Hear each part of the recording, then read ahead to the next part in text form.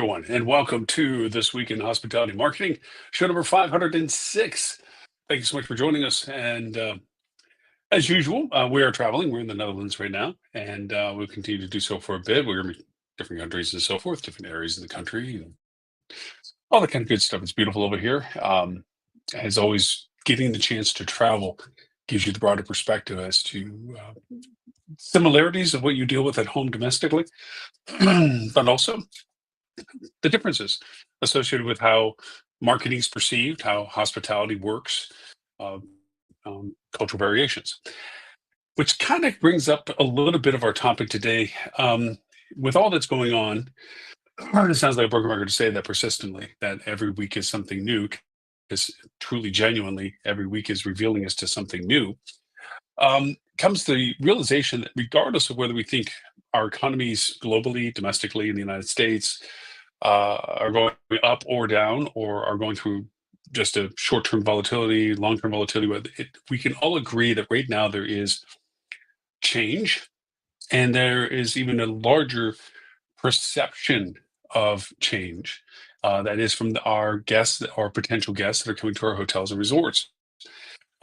Whether it's truly affecting them financially in a good or bad way is almost immaterial to the idea of how they see it affecting them in the short or long term, positively or negatively, which is really going to dictate their level of interest in travel. As we know, when it comes to income choices, travel and leisure in general are always volatile in the sense of usually the first to go or the first to be reconsidered when a person has financial choices to make on a positive or negative scale.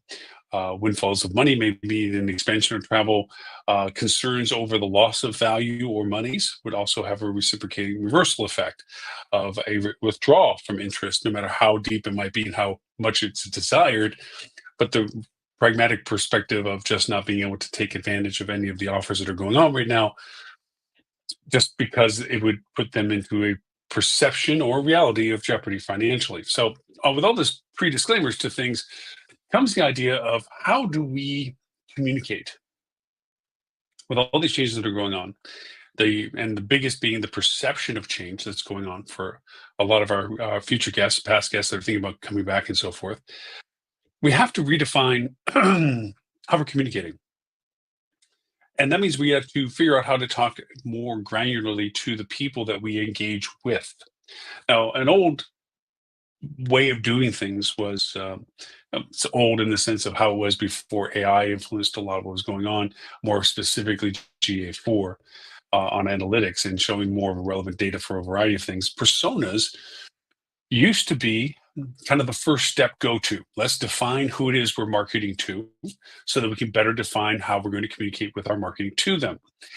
And over the course of time, I've shown to you and I've had my eyes opened as to the idea of reversing that comment to saying, look at the behaviors that we see that we want, the conversion behaviors, and let's build around that the audiences based on behavior and expand those audiences. And through that expansion of the audience, define what that audience represents, aka the personas related to them. So kind of instead of the cart before the horse actually gets in front of the cart. So it's a bit of a long step into our topic today, because in this real world scenario that we're now living in, and the things that are really happening right now, where companies are looking at their first quarter in actuals, and they're looking at 2025 in perspective, and the perception of what they think and feel is going on, and all of the pontifications as to what people think are going to go on. They're looking at whether or not they're going to make financial decisions as expansion or retraction of their bandwidth and resources and yield abilities of what they spend. So our topic, after that very long entry to it, is how to use personas for AI-generated campaigns. It's a bit of a mouthful of a statement because there's three mitigating factors associated with this. You have personas, you have AI, you have campaigns. And making them work together is a lot more than the simplicity of just creating what you think is a descriptive prompt of what you think somebody is like persona-wise coming to your business and for a particular segment that you're looking for, and thinking that you're going to glean proper information from generative AI in a single prompt, single response relationship of that AI. It is too simplistic to think that it works that way. It's not that it can't begin to be a starting point, but it's not a conclusion or a definitive solution in the usages of how you use AI for what we're talking about. So let's break a few of these things down. First off, the easiest to go to is definitions of things. Personas are literally that. They're the quantified relationship of what we think a person is based on the categories of what we assign them as to affinities, age, incomes, geographies, demographics, behaviorals, psychographics, um, and any other items about them in the sense of affinities to things that we find to be similar in context of their personality in relationship to do they use Apple versus Android? Do they use pay streaming services in comparison to more subscription services? That are inclusive of a lot more than just single entities like a Netflix or something. These have different tendencies to them that we equate to certain personalities. That's all well and good, but that's really just trying to put a clearer picture to a fuzzy image, which has always been the problem with starting with personas. When running your hotel and resort, I'm hoping that you, as a operator, and I'm not just talking to those that are far enough removed that they've never been at the front desk or work within that environment of meeting and greeting guests. You can ask any of your front of the house people who's in house that day, and they'll give you a general persona of what we get a lot of families in. A lot of families in from XYZ geography. We have a lot of young people in, young couples in because of XYZ event. They have a perception of it, and your team has a perception of who they've sold to. Group is easy to define because you know the classification of the group that you brought them into, whether it's a Smurf group, corporate group, whatever. You understand the purpose of their stay. That persona towards sales is not the conversation we're really going to have today. We're going to be talking about persona communications in relationship to transient business. Now, when it comes to personas, there are templates for personas. There's great tools we've had on our podcast. We've talked about persona tools as to which ones can garner data from your actual website by usage and then create personas around them, which was a lot of third-party data being in comparison to traffic data and creating some sort of insight as to creating these personas, which was, again, kind of a fuzzy math napkin way of doing things. Then you had the real homework, which is talking to your teams and breaking down based on the drivers of events or time of year or what have you, seasonalities, who came into your hotel or resort during those times, and who, based on the bookings, tended to be by genre or gender and so forth, as to who led the family or who made the decision process and the relative age. And of course, by ADR, you can calculate, as we often do with the categories of what it costs to travel, relative incomes and so forth. We can assign these kind of things, but it's really just a whiteboard of educated guesswork as to how we think what is driving the people that we know are coming into our resort. And that used to be what would I be as first thing to go to is like, let's put uh, a face, a person, an avatar to whom we're talking about selling to, because then it's easier for us to classify categories, keywords, geographies, demographics that are usable for filters for audiences, what have you. And then, as I mentioned before, over time, especially with the release of GA4, it's been shown to me that it is better to go for the behavior that you're looking for, the conversions or the engagements that are coming that you have data on, and seeing who was it that created those engagements and those actions, and you create around that more active targeting, which in turn begins to generate the type of people that you begin to recognize walking in your front door, and that you begin to create personas from that accuracy of chasing down the behavior that you're most looking for, which is conversion data. That's the personas definition. AI, okay, artificial intelligence, generated data. We know that a lot of times when you talk to people with AI, they're still into the novelty stage a lot. They kind of think it's a genie in the bottle where you ask the right question, you'll get the right answer. Some people realize that there's a progression of prompts, which is the questioning of an AI, that you start with one prompt, get an answer, and then from the answer that was given, you redefine your prompt to be a little bit more specific with that result so you get the next generation of a more specific return on the result. Some people have learned that that's a case for them. Okay. But what they most people don't realize is that generative AI has really just blown up, blossomed. I don't I'm trying to put two words together. Um, in these AI agents. What AI agents are, if you're not familiar with that term or you haven't begun to think about using them in the context, is instead of going to one AI, like a ChatGPT, and asking your question like you're going to the Oracle of Delphi, um, and getting the answer from that question, is that you realize that AIs can use other AIs, and that certain AIs, based on how they're built and the data that you give them to draw from, are very specifically tailored to certain functionalities, certain means of doing things. And there is thousands upon thousands, tens of thousands, and probably more numbers than I'm aware of AI agents that are single task ones. I use them even now. On one of the previous shows and two of the previous podcasts, we talked about AI generated voice agents and how that's changing our interactive capability with our guests. So all these AI agents that can do specific things, the AIs that run them are differentiating into what it is that they do. So, which AI agent for which thing? Well, that's a great question, depending upon how you want to approach what you're trying to do. So, let's finish the rest of the definitions. Campaigns. Ad campaigns, and I'm not trying to be too distinctive as between Meta or Google or Bing or any of the other platforms that you may be engaged with. Campaigns are the terminology for all of them. Campaigns are the first step of creation. I am marketing this campaign. This campaign is focused on this activity. Sometimes it's as simplistic as we've discussed many times between branded and non-branded. That's usually the origin point of your first venture from a single campaign to two campaigns. This campaign is branded. This campaign is non-branded. Difference being brand is your name and address, phone number kind of mentality, who you are, what you are, where you are. Boom. Non-branded is more of a highlight of close to, nearby, associated with, related to, located in, okay, beyond just the address. And that is your non-branded campaigns. So you have your branded and your non-branded. Those are your first divisional points of campaigns. Campaigns are broken usually into what's called ad sets. Ad sets are more specific to the task of what they're being given.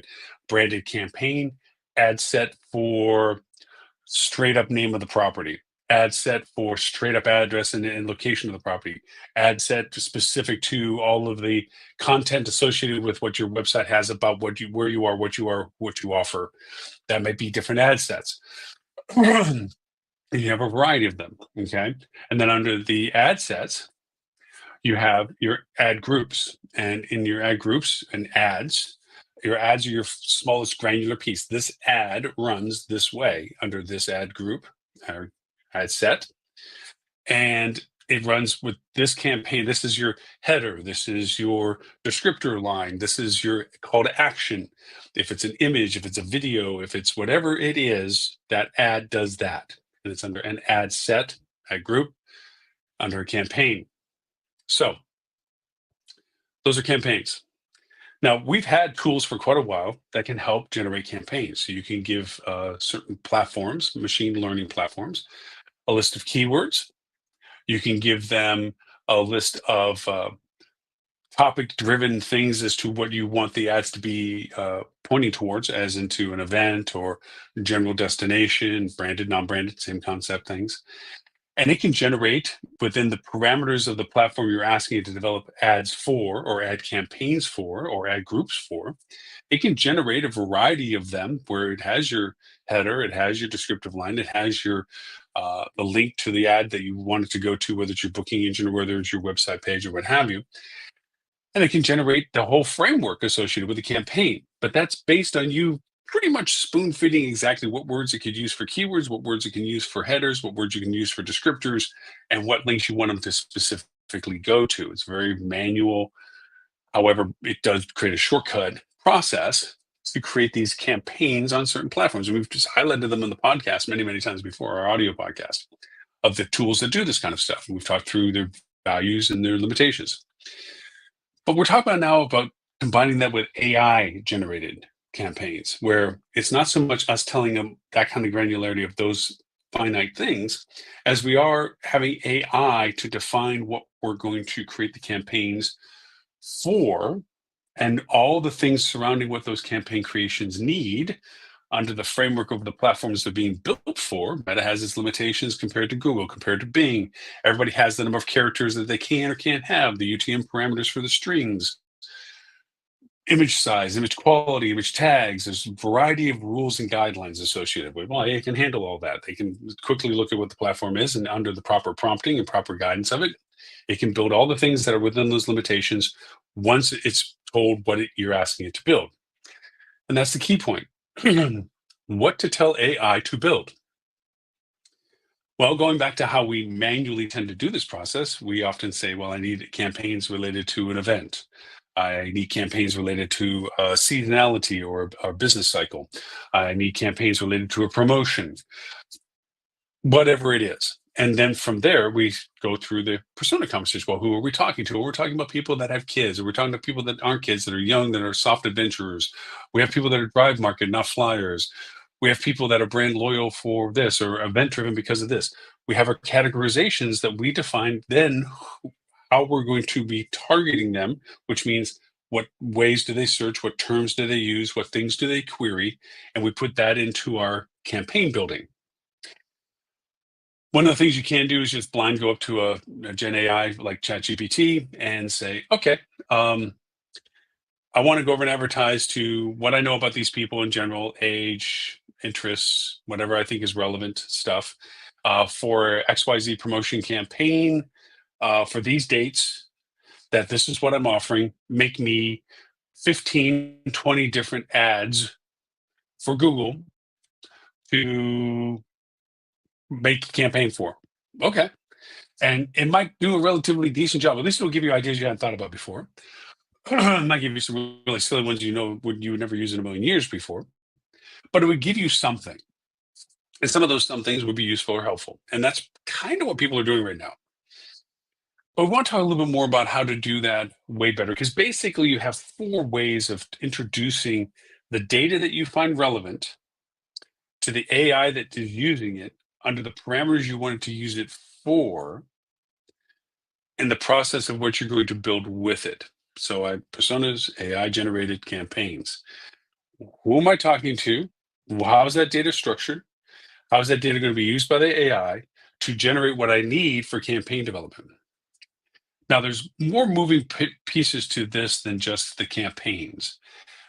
We're talking about building ads and opportunities on platforms that we're going to spend money for ahead of the real conversation of making sure that we have the content relevance to what we're going to be advertising already positioned and placed within our website, already positioned and placed in our organic distributions, social being one of them, for the real purpose of making sure that whatever we're advertising, we have the validation and authority, like we talked last week when we were talking about EEAT, which was experience, expertise, authoritativeness, and trustworthiness, a key Google reference metric system that's used for a lot of websites for relevancy and authority and usage and rankings. So we have to have this content so that the ads that are running will feed back to the content we have about them. So there's more than just this one nascent that we're talking about generating campaigns with AI based with persona data. Okay. We're talking about this is an action that's after other actions about defining what it is that content wise. So AI can be used for that as well. And AI can be used for that based on the personas that we're talking about as well. So take what we're taking and talking about when it comes to campaign development and realize that we really could prequel this and talk about using AI generated content based on personas, which is the first step to what we're now talking about, which is using AI content, AI generated campaigns based on personas, so that there is a relationship between what we're selling to what we're authority on. So categorically, there's 4 ways that we can approach AI and how to present the data that we have, or present the data that we can cultivate, or present the data that we've developed to be used persona-wise into this AI generated campaign creations. The first one we've already talked about, which is one-click uploads. One-click uploads, again, if you have persona tools like we talked about, Power Persona, things like this we talked about in the podcast and so forth, you can literally take the persona generation that you've done from the data that's from your website or data that you've put together from actual labor work of talking to your teams and creating things, and or personas that have come up from talking about who would be interested in or from the data that's available in third parties who tends to travel historically to us for whatever persona dates that we're talking or dates that we're trying to create a persona for, and we take it in one-click upload. Here's our persona data. It could be a PDF, it could be a doc, it could be whatever, and you can throw that into Adobe Gen Studio, you can throw it in Jasper, you can throw it into Claude and say, okay, here, Claude, here's a PDF of our PDF about our persona that we're looking to create campaigns for. And it's going to have things like these people like Apple over Android, or they like certain brands over other brands, because that's really a model for personas is affinities for other things, where they tend to get their data from, how much trusting they are of news sources, how much they rely on their peer groups. There's a whole lot of things that go into personas. And you can load those forms up into like a Claude as a PDF and say, hey, Claude, I want to make ad campaigns for these people to sell our hotel, explain who we are, for these dates with this offer. And it'll come up with, in general, campaign ideas. If you can be more specific, saying Google or Meta or whatever, and say it specifically in the prompt to say, keep it within the required limitations of ad creations for this, but make me a variety of ads from click to link or call to link or video to watch or whatever have you, and make it workflow wise where this is first iteration, second generation engagement, third generation engagement campaign work, make it a funnel.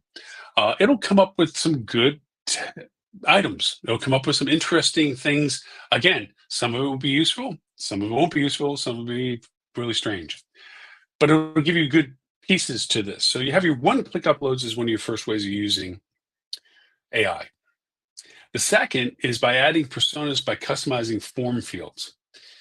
Now, this gets into a little bit more specificities as to not taking everything out of a persona, because AI doesn't know without you telling it how to prioritize the persona, the information you're giving them of their affinity for one phone type over another, when you're asking them more about their resort ideas and preferences for traveling to your market, and has nothing to do about the phones. But because you don't show a weighted value of what you give it as data, it's going to create all equalities for all the data you've given it.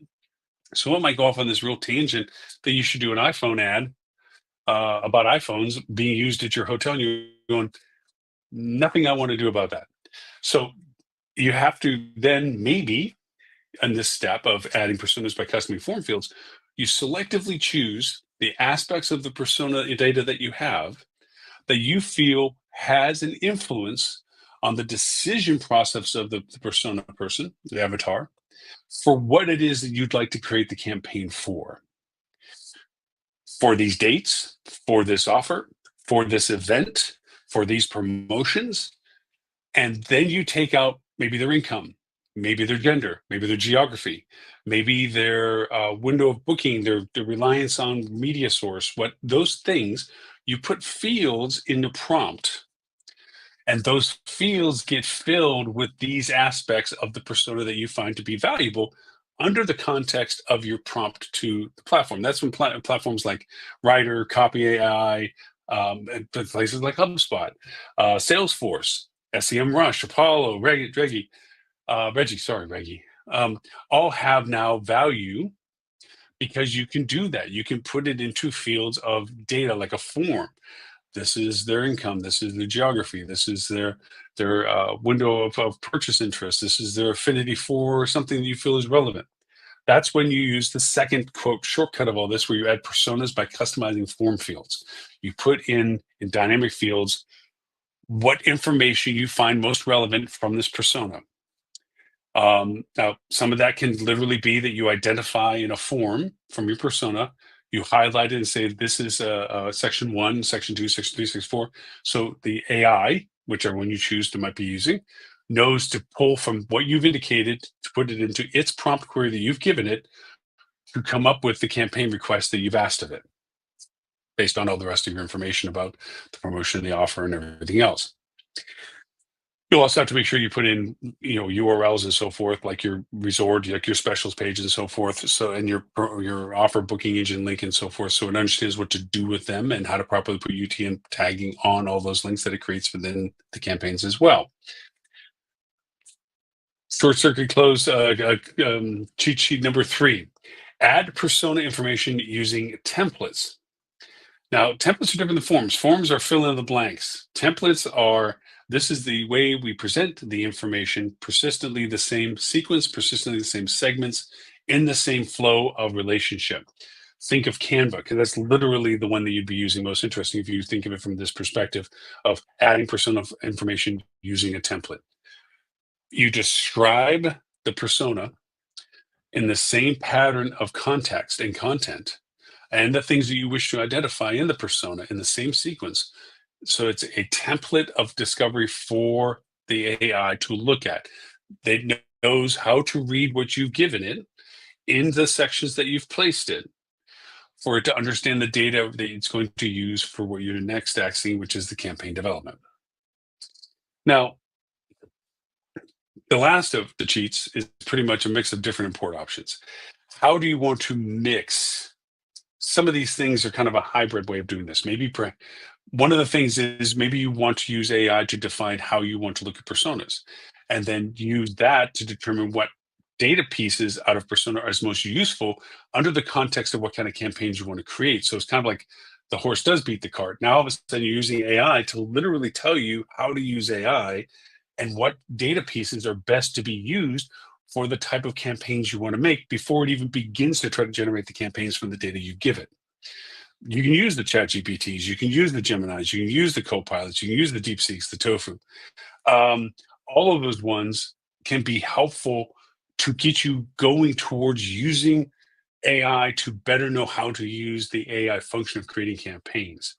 Now, I would say when doing these things to create campaigns using AI, using persona data, you have to be complete in the request that you're giving it. Just don't assume. That's the worst thing you can ever do with AI anyway when you're creating prompts or sequential prompts or progressive form usage or data extraction into AI agents and so forth. Is that you don't finish and assume that the data is understood to be used what is the next sequence. It isn't. It doesn't know. It will come up with something, and maybe by luck of the draw, it's close to what you may have expected, but it isn't to be relied upon. You must define what you're trying to do with what has been created out of the previous requests to be used for the next request, and what to use with that result or what to do with that result if it's the final one as an ending to your entire AI query. What do I mean by this? Well, so if you're going to say, I have this persona from my performance metrics. So maybe we use AI in multiple way of options of saying, hey, AI, let's look at my GA4 data. Here's a pullout sheet of all of the actions and behaviors that we want to reward.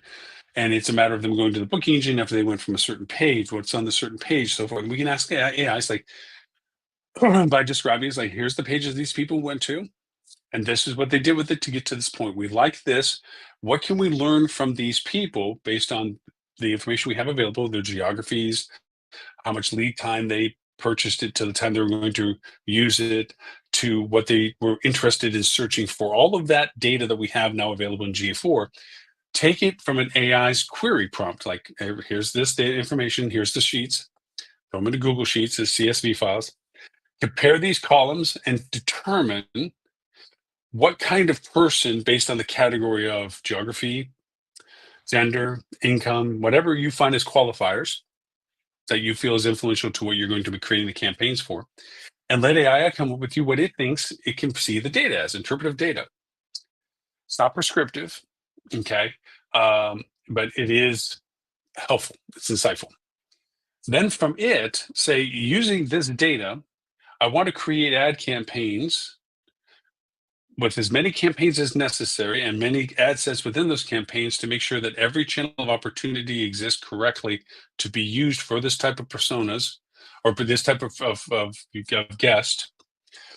based on their persona as to which channels they would use, whether it's OTT, whether it's video ads, image ads, social media ads, whatever, to make my ad sets, my campaigns, ad sets, and ads with proper headers under the classification of the restrictions of Google, under the description the tags as per the guidelines of Google, based on all the variations of ads to be created, UTMs with proper UTM tagging according to UTM guiding parameters of campaigns, market, segment, blah, blah, blah, whatever ways you've set up your UTM parameters for tracking.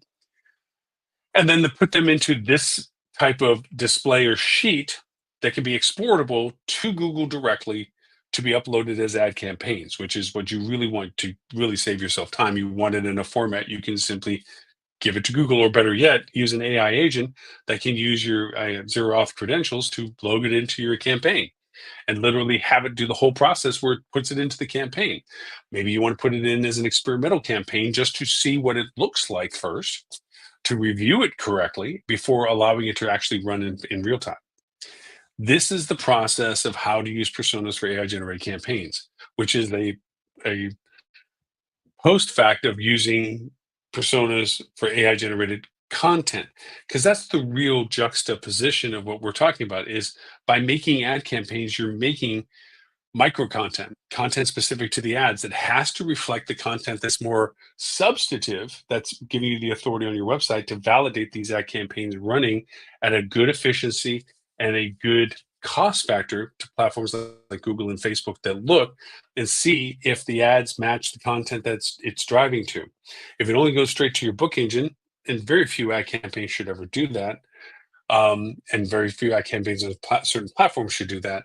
Most of all of your campaigns should drive people to a more expanded, content-rich page that better exemplifies what they offer or what the messaging or what the communication is to them. So even though we're talking about generating AI generated campaigns now, we really are talking about AI generated content that is the precursor, usable in the AI to generate AI generated campaigns, because you would literally use the references of the site pages you've created as source content for the content creation of the ads themselves within the campaigns for the personas that you're targeting for with them. It all helps each other refine it so that the personas match the content that you've previously created, as well as matching the content that you created for the ads that's related to the content that was created for them. So it's a full circle value. Plus, it's just not a single generation of ads. You have another workflow. That now the second one, if engagement happens with your first ad set, then the second ad set has the next step of content that you have AI create for. For those that didn't engage with your ad set, there's a secondary ad set that runs that's different than the first one in hopes to getting their attention, because it is based on performance driven metrics, personas generated from those metrics. So you're only chasing down people that already have a propensity to be interested in you anyway. Whatever you said the first time may not be resonating with them. So say it to them a second time in a different way. So you have those sections going to the non-connected ones. You have a new round of content going to the first generation connected ones. All of them are connected to the content that's driving the whole campaigns that's organic on your site, generated by the personas that were behaviorally based. That is the reason for you targeting these types of people with these campaigns associated with this content. I know I keep doing this, but it is truly a circle of effort. So if I haven't bedazzled you with circly handshakes and so forth and so on, I'm hoping that I got the idea across that you can very well do persona development, AI generated campaigns as much as you need to have previously done persona generated AI content. And the personas are based upon performance data of people that you are wanting to encourage and expand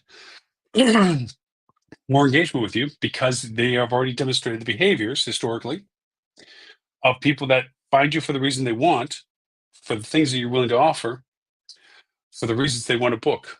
You're only amplifying that.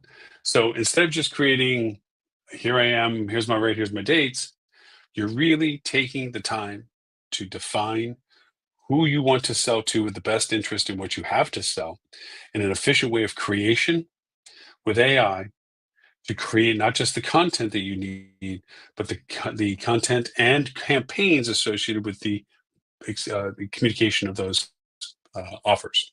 So, as always, I thank you for the privilege of your time.